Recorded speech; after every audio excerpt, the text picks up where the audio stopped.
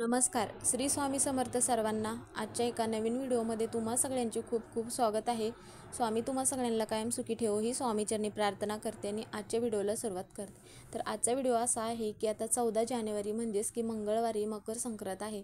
तर मकर संक्रांत असल्यामुळे मग आपल्या घरातील इडापिडा नजरबाधा दूर होण्यासाठी मग आपल्याला अंघोळीच्या पाण्यामध्ये काही वस्तू टाकायच्या आहेत, ज्यामुळे काय होईल की आपली एखादी इच्छा असेल तर ती इच्छा पूर्ण होईल. तर त्या अशा कोणत्या वस्तू आहेत ज्या आजच्या दिवशी पाण्यामध्ये टाकून स्नान करायचे आहे आपल्याला, ते आजच्या व्हिडिओत आपण बघणार आहोत. तर व्हिडिओ शेवटपर्यंत नक्की बघा.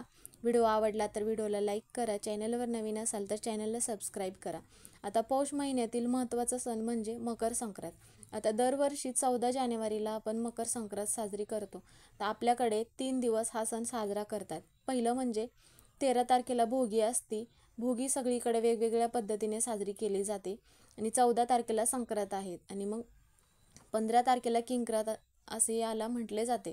तर मग संक्रांत म्हणजे काय होतं की संक्रमण होतं, म्हणजेच की ओलांडून जाणे किंवा पुढे जाणे, त्याचा असा अर्थ होतो. आणि मकर संक्रांतीचं महत्त्व काय आहे आणि मकर संक्रांत ही कशामुळे साजरी करतात ते पण आज आपण कथेद्वारे माहिती करून घेणार आहोत. आता मकर संक्रांतीबद्दल अनेक कथा सांगितल्या जातात, पण आता मकर संक्रांतीच्या दिवशी संक्रांती देवीने संकारसूर नावाच्या राक्षसाचा वध केला आणि मग सर्व लोकांना सुखी केले. त्या दिवशी मग सूर्य मकर राशीत होता, म्हणून त्या दिवसाला मकर संक्रांती असे नाव पडले आहे. आणि मग ही झाली पहिली कथा. आता दुसरी पण एक कथा आहे, तर ती म्हणजे मकर संक्रांतीच्या दिवशी भगवान विष्णूंनी राक्षसांचा वध करून त्यांची मस्तकं मंदार पर्वतात पुरली होती. आता राक्षसाचा वध केल्यामुळे वाईट आणि नकारात्मकता दूर झाली होती, म्हणून मग आपण मकर संक्रांतीच्या दिवशी तिळगुळ घ्या, गोड गोड बोला असे मग आपण म्हणतो आणि एकमेकांबद्दल नकारात्मकता दूर करण्याचा आपण प्रयत्न करण्यासाठी मग हा आजचा दिवस सगळ्यात शुभ मानला जातो. तर मग मकर संक्रांतीच्या दिवशी भगवान सूर्यदेव धनु राशी सोडून मकर राशीत प्रवेश करतात. मकर राशीचा स्वामी शनिदेव आहे, म्हणूनच मकर राशीत प्रवेश केल्यावर सूर्यदेव आपल्या पुत्राला भेटायला जातात. तर मग ह्या ज्या कथा आहेत तर ह्या कथा वेगवेगळ्या कथा आहेत. त्यामुळं मग अशा पद्धतीने म्हणजेच की ह्या कथेप्रमाणेच मग आपल्याकडे मकर संक्रांती साजरी केले जातात. आता प्रत्येक महिन्यातच संक्रांत येत असते. आता म्हणजेच कसं की सूर्याचे एका राशीतून दुसऱ्या राशीमध्ये संक्रमण होतच असते. तर मग सूर्य जेव्हा मकर राशीमध्ये प्रवेश करतो तेव्हा ती संक्रांत येते, मग ती मकर संक्रांत असे मग म्हटले जाते. तर यावेळी सूर्याचे दक्षिणायन संपून उत्तरायण पूर्ण होते. दिवस हळूहळू मोठा होऊ लागतो. हा एकमेव असा म्हणजे आपला भारतीय हिंदू सण असा आहे जो कॅलेंडरवर एकाच दिवशी येतो. त्याचं कारण म्हणजे की सूर्याच्या स्थानानुसार हा सण येतो आणि मग बाकीचे सण जे आहेत ते चंद्राच्या स्थानानुसार येत असल्यामुळे मग त्याची तारीख बदललेली दिसते. तर मग ही अशी ही मकर संक्रांत आहे तर ती आपल्या नात्यांमध्ये गोडवा वाढवते, आपल्या घरातील एकमेकांबद्दल प्रेम वाढवते.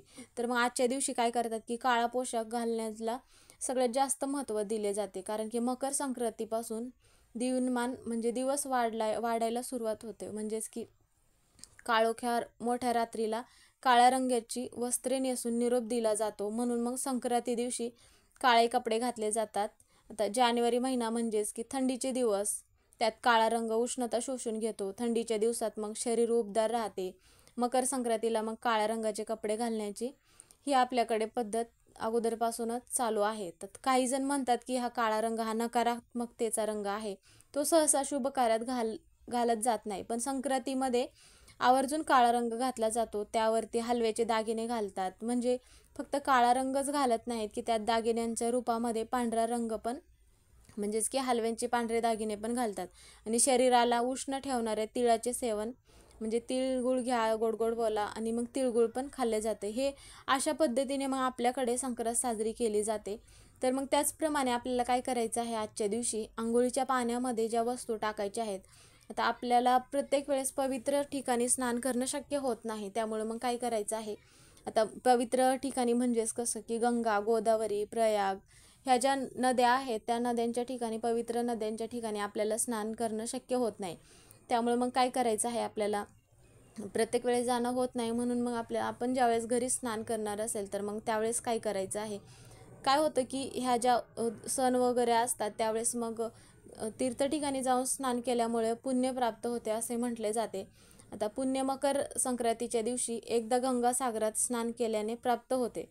तर मग आपल्याला जाऊन तिथे स्नान करणं शक्य होत नाही. मग ज्यावेळेस आपण घरी स्नान करणार असेल तर मग त्यावेळेस काय करायचं आहे, आता घरी स्नान करत असताना आता अभंग स्नानाला जास्त महत्त्व असते. मग त्यावेळेस मग आपण घरी थोडेसे पांढरे तीळ घ्यायचं आहे आणि मग थोडीशी हळद घ्यायची आहे. याचं एक मिश्रण करायचं आहे आणि मग वाटून मिश्रण केल्यानंतर मग ते अंगाला लावायचं आहे आणि मग त्यानंतर स्नान करायचे आहे. आणि स्नान करत असताना काय करायचं आहे, पाण्यामध्ये थोडेसे पांढरे तीळ टाकायचं आहे आणि मग हर हर गंगे म्हणून मग स्नान करायचं आहे. आता काही भागांमध्ये अशी मान्यता नाही, म्हणजे काही भागांमध्ये मानत नाहीत किंवा पांढरे तीळ वगैरे पाण्यामध्ये टाकून स्नान करत नाहीत. त्यामुळे तुमच्या इकडे जर पद्धत असेल तर तुम्ही मग अशा पद्धतीने मग स्नान करू शकता. यामुळे काय होते की आपल्या घरातील म्हणा किंवा एखादा मुलगा किंवा मुलगी सतत आजारी वगैरे असेल किंवा नजरबाधा होत असेल, इडापिडा होत असेल तर त्या गोष्टी मग होण्यास दूर होतात. तर मग ह्या ज्या गोष्टींपासून आपल्याला काय होतं की मग हे सतत काय ना काय अडचणी येत असतील एखाद्या व्यक्तीला, तर त्या अडचणी मग दूर होण्यास मदत होते. म्हणजेच की त्याचप्रमाणे काय करतात की आजच्या दिवशी मग तिळगुळ पण खाल्ले जाते आणि तिळाचे लाडू किंवा काही भागांमध्ये तीळ आणि गूळ एकत्र करून त्याची पुरणपोळी बनवली जाते. आणि मग त्याचप्रमाणे काय करायचं आहे आपल्याला, आता थोडंसं पाण्यामध्ये गंगाजल टाकायचं आहे आणि मग थोडेसे पांढरे तीळ अशा पद्धतीने पण तुम्ही ते पाणी आंघोळीसाठी वापरू शकता. यामुळे काय होतं की मग आपल्या घरातील महिलांमधील नकारात्मकता निघून जाण्यास मदत होते किंवा मग आपली कोणती एखादी इच्छा असेल ती इच्छा पूर्ण होण्यास मदत होते. ज्यामुळे काय होतं की मग आज मकर संक्रांतीचा दिवस आहे, त्यामुळे मग माता लक्ष्मी आपल्या घरामध्ये प्रवेश करते आणि मग माता लक्ष्मीची कृपा आपल्या घरावरती राहते. म्हणून मग महिला काय करतात की आजच्या दिवशी काही महिला हळदी कुंकू करतात किंवा लहान मुलांची वाईट नजर निघून जावी म्हणून मग काय करतात की लहान मुलांना बोरनान घालतात. आता हळदी कुंकू करत असताना महिला 5 किंवा 7 जेवढ्या शक्य होतील तेवढ्या महिला घरी बोलवतात आणि मग हळदी कुंकू करतात. आणि काय होतं की प्रत्येक वेळेस मग मुलांची वाईट नजर निघून जात नाही. म्हणून मग हा मकर संक्रांतीचा सण असा आहे की जो म्हणजे की रथसप्तमीपर्यंत आता प्रत्येक महिलांना संक्रांतीच्या दिवशीच बोरनान घालणं किंवा हळदी कुंकू करणं शक्य होत नाही.